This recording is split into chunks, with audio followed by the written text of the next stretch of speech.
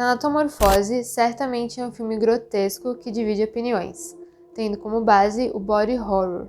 Ele tem uma mulher como protagonista e é com base nela que vamos nos aprofundar na mensagem contida na história. E lembrando que contém spoiler, não esqueça de nos ajudar deixando o seu like, compartilhando, inscreva-se para acompanhar os nossos vídeos e ative o sininho.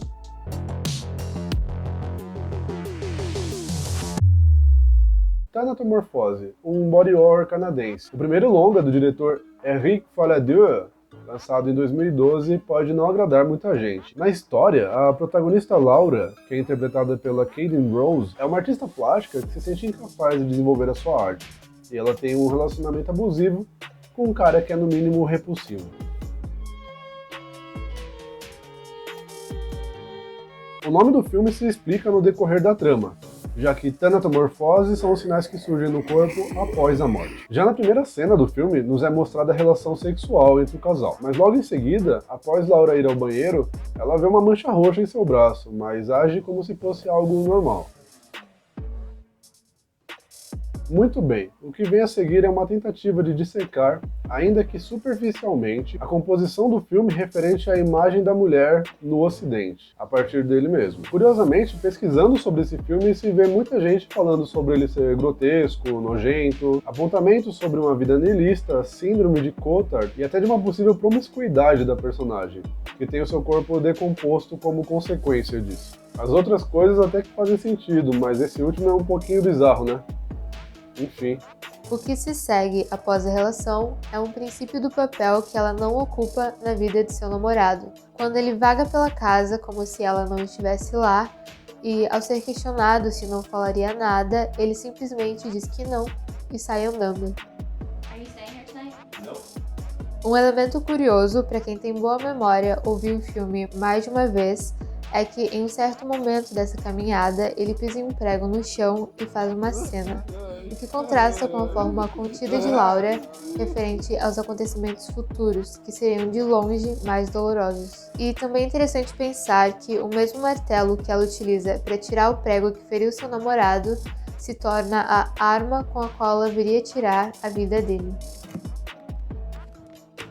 É triste perceber que, apesar de haver dedicação da parte dela para lidar com um pequeno furo no pé de seu namorado, ela é completamente rejeitada por ele no decorrer da história.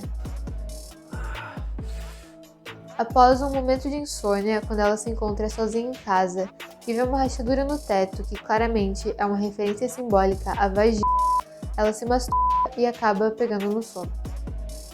No dia seguinte, ao acordar, a fenda está mais fechada e ela está com uma vermelhidão na virilha.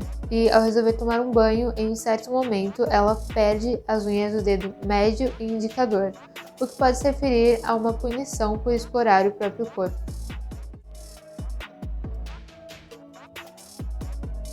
É claro que isso é apenas uma especulação, mas de qualquer forma é válido relatar a possibilidade dessa representação, já que a mulher sempre foi reprimida sexualmente. A era vitoriana que o diga.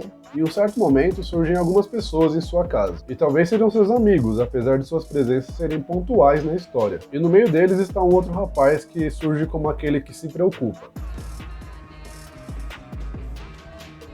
que demonstra se importar e acha que é ruim Laura se relacionar com um cara tão escroto quanto seu namorado. Mas não faz isso sem tentar provar que, na verdade, o cara que presta é ele mesmo, ao mesmo tempo que tenta tirar uma lasquinha dela. E isso terá seu desdobramento também.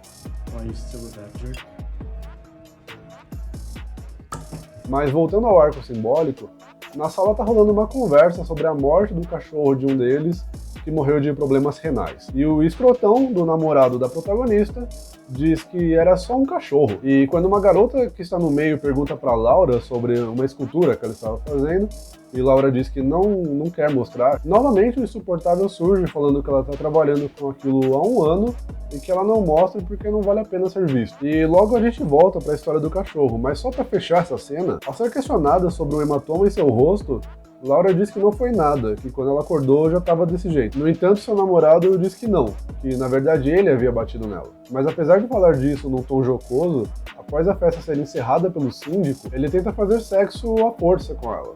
E quando ela resiste lhe dando um tapa, ele revida. o que deixa no ar que talvez, e só talvez, os hematomas tenham a ver com violência física, o que não seria estranho. Durante o ato, ele diz pra ela, na verdade ele repete, que ela está gelada, e ela revida dizendo que talvez ele não consiga fazer com que ela sinta mais nada. E durante o ato, ela fica lá, inerte. E o que se segue é para se pensar, quando os olhos dela ficam brancos, mas não por conta da decomposição que estaria por vir. Seria algo tipo perder a alma. E em seguida surge o diálogo que se confunde entre a sua falta de interesse e prazer no sexo e na arte. E juntando tudo, tanto essa relação dos olhos que se tornam brancos, quanto essa falta de interesse, se remete a uma fala de Leonardo da Vinci. Não vê que o olho abraça a beleza do mundo inteiro? É a janela do corpo humano, por onde a alma especula e frui a beleza do mundo, aceitando a prisão do corpo, que sem esse poder seria um tormento. Quem acreditaria que um espaço tão reduzido seria capaz de absorver as imagens do universo? O espírito do pintor deve fazer-se semelhante a um espelho, que adota a cor do que olha e se enche de tantas imagens, quanta coisa tiver diante de si. E agora a história do cachorro volta. Quando ela vomita em seu namorado e caminha até o banheiro e lá ela desmaia, sonha com um cão morto em decomposição, pútrido e cheio de vermes. O que viria a ser a sua própria imagem no futuro, mostrando que talvez ela seria isso, apenas um cachorro. Dando força à metáfora, quando após ela se levantar, ela caminha até a pia da cozinha e bebe água como se fosse de fato um cão. Após um acidente, o escrotão 2.0, aquele que se fez de bonzinho, surge. E, ao ver seu estado, ele diz que eles precisam ir ao hospital. Ela diz que não e pergunta qual o motivo dele estar lá. Pergunta se por acaso ele não teria aparecido por um interesse mais prazeroso, digamos assim. E pensando bem, é curioso pensar no porquê de ele ter aparecido lá assim do nada. Mas enfim, ele diz que está só de passagem e, ao ser recebido com uma felação, ele rapidamente esquece a história do hospital. E, apesar do estado degradante da garota, ele não insiste e novamente a deixa sozinha após se satisfazer. E agora, em seu próximo sonho, acredito que o diretor, que também é roteirista, tenha tentado ser bem explícito na mensagem, já que a protagonista aparece aparentemente morta, enquanto um médico que permanece no anonimato corta um pedaço de seu corpo, enquanto geme e o corpo se move em algo que parece um tipo de necrofilia. E após cortar um pedaço do corpo, ele joga para o escrotão e o escroto 2.0, que estão enjaulados e nus, e se apoderam dessa parte do corpo com voracidade, como animais sedentos. Ela acorda já cheia de marcas com a pele pútrida.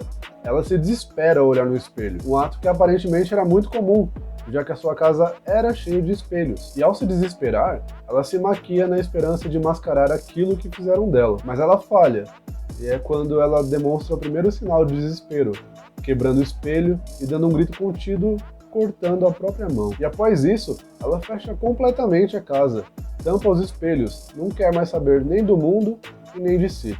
E o seu namorado surge depois de um bom tempo, em uma cena que se mistura entre o presente e o futuro, ou uma fantasia. Após ele recusar estar com ela o ataca, enquanto as imagens se mesclam com ela se tocando na cama. E ao ouvir as últimas palavras de seu namorado, "Você é só uma p***", ela martela a cabeça dele enquanto tem um orgasmo. Ela volta a esculpir, mas após começar a guardar pedaços do seu corpo em potes. Parece que, na verdade, ela se esforça para reconstruir o seu próprio eu, a sua imagem que foi destruída, juntando as suas partes à cabeça de argila. Em seu último sonho, no qual ela aparece construindo o seu próprio caixão, talvez representando a sua vontade de estar morta ao invés de passar por tudo aquilo, ao acordar, ela liga para o seu amigo, solicitando ajuda, e ele prontamente aparece em sua casa. Ao ver seu estado, ele diz que ela precisa mesmo ir ao hospital. No entanto, ela só consegue pedir para que ele a forque. Ele se recusa e diz que a acha repulsiva, que não a acha atraente. E enquanto ela o xinga, ela grita: "Eu achei que você me amava, mas não, ninguém me ama. Eu sou só uma transa fácil." explicitando o sentimento de desvalorização que ela sente. E após ser apunhalada pelas costas por aquele que ela achava que a amava, ela o esfaqueia no chão repetidas vezes. Ela grita, chora e, após deixar essa escultura cair, ela desiste de tudo, quebra tudo.